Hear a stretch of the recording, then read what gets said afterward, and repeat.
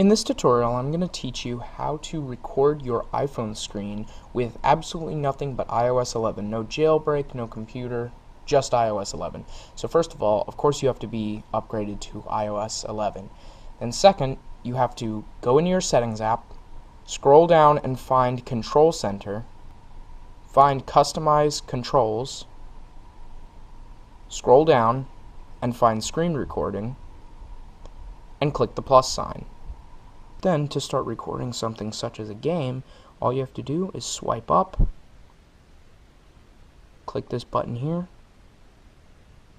you'll see a little 3, 2, 1, and now as you can see, I am recording the screen.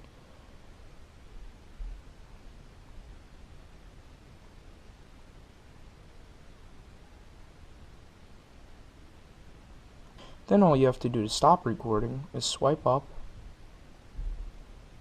and click this button here.